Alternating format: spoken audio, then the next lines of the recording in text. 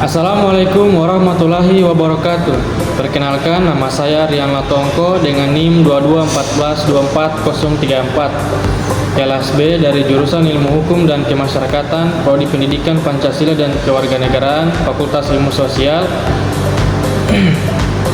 Jadi video kali ini bertujuan untuk memenuhi tugas dari mata kuliah Hubungan Internasional dengan dosen pengampu izin Pak dosen Bapak Saleh Al-Hamid SIP MA.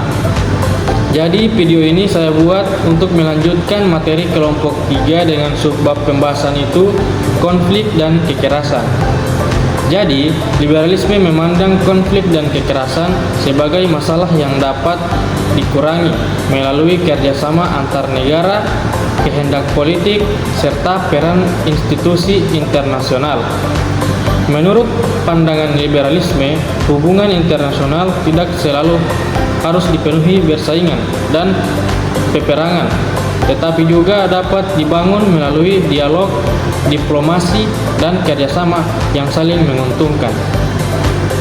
Kaum liberalisme percaya bahwa perdamaian dapat tercipta apabila negara-negara mau bekerja sama dalam bidang ekonomi, politik, sosial, maupun keamanan.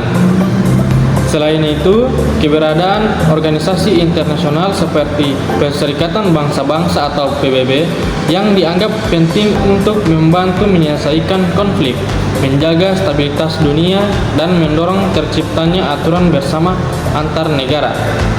Meskipun demikian, kaum liberal juga menyadari bahwa perdamaian dunia tidak dapat tercapai secara instan. Dibutuhkan usaha manusia, komitmen politik, rasa saling percaya, serta partisipasi aktif masyarakat internasional untuk mengurangi konflik dan kekerasan. Oleh karena itu, liberalisme lebih menekankan pentingnya komunikasi, negosiasi, dan kerjasama yang jangka panjang demi menciptakan hubungan internasional yang lebih damai dan stabil. Selain itu, liberalisme juga menekankan pentingnya demokrasi, hak asasi manusia, dan ketertiban informasi dalam menciptakan perdamaian. Negara yang menerapkan nilai-nilai demokrasi dianggap lebih mampu menyelesaikan perbedaan melalui musyawarah hukum dibandingkan dengan kekerasan. Dengan adanya hubungan yang saling bergantung antar negara, terutama dalam bidang perdagangan dan teknologi, konflik dinilai dapat ditekan karena setiap negara memiliki kepentingan untuk menjaga hubungan yang baik demi kesejahteraan bersama. Selanjutnya, kesimpulan utama liberalisme adalah bahwa pemikiran ini memiliki tradisi panjang yang berkembang dari gagasan para tokoh besar seperti Immanuel Kant dan dalam bidang politik dan perdamaian, serta pemikiran ekonomi dari Adam Smith, David Ricardo, dan John Maynard. Pemikiran mereka memberikan pengaruh besar terhadap perkembangan liberalisme dalam hubungan internasional, terutama mengenai pentingnya kerjasama perdagangan dan stabilitas dunia. Pada dasarnya, liberalisme percaya bahwa manusia adalah makhluk rasional yang mampu berpikir, belajar, dan berkembang melalui pendidikan serta lingkungan sosial yang baik. Karena itu, manusia dianggap mampu menggunakan akal dan moralitasnya. Kaum liberal meyakini bahwa konflik tidak selalu harus diselesaikan dengan kekerasan, tetapi dapat diatasi melalui dialog, negosiasi, dan kerjasama. Dengan begitu, perdamaian dunia dianggap mungkin tercapai apabila negara-negara saling menghormati dan bekerja sama demi kepentingan bersama. Selain itu, liberalisme juga menekankan bahwa kekuasaan negara tidak boleh terlalu besar atau bersifat mutlak. Kekuasaan perlu dibatasi melalui hukum, demokrasi, dan perlindungan hak asasi manusia agar tidak terjadi penyalahgunaan wewenang.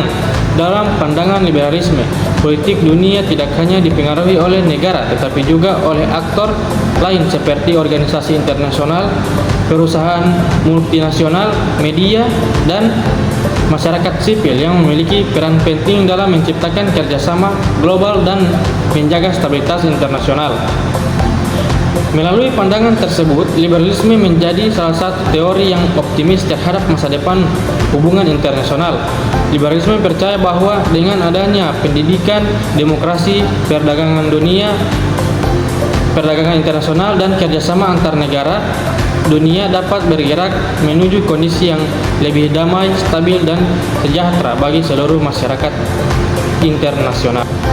Selanjutnya, kritik terhadap liberalisme adalah bahwa pasar bebas dapat menciptakan ketimpangan karena kekayaan dan kekuasaan terkonsentrasi pada kelompok tertentu, sehingga tidak semua orang benar-benar mendapat kebebasan dan kesempatan yang sama.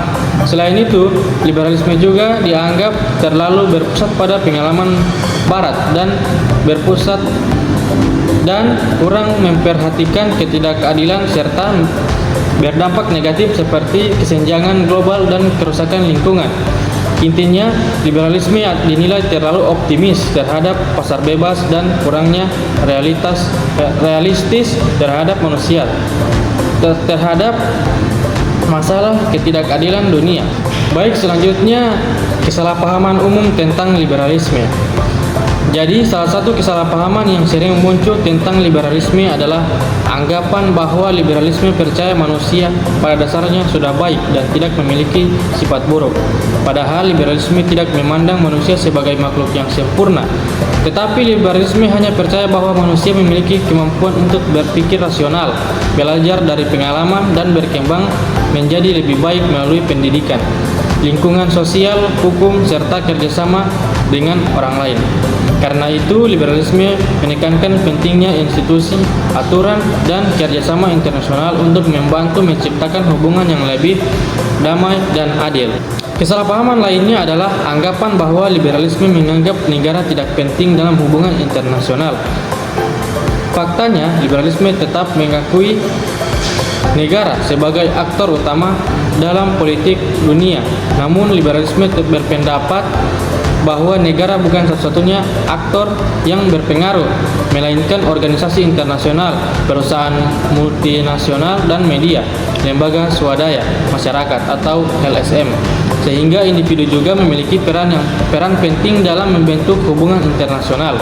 Oleh karena itu, liberalisme melihat dunia internasional sebagai sistem yang melibatkan banyak aktor, bukan hanya tentang negara saja.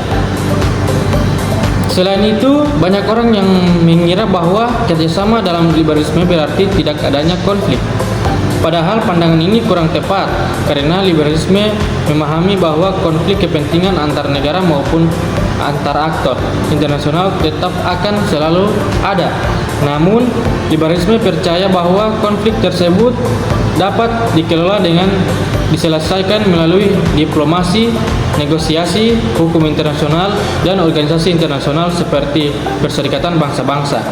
Jadi, kerjasama bukan hanya berarti dunia tanpa konflik, melainkan usaha bersama untuk mengurangi dan menyelesaikan konflik. Jadi, itulah materi yang saya bawakan.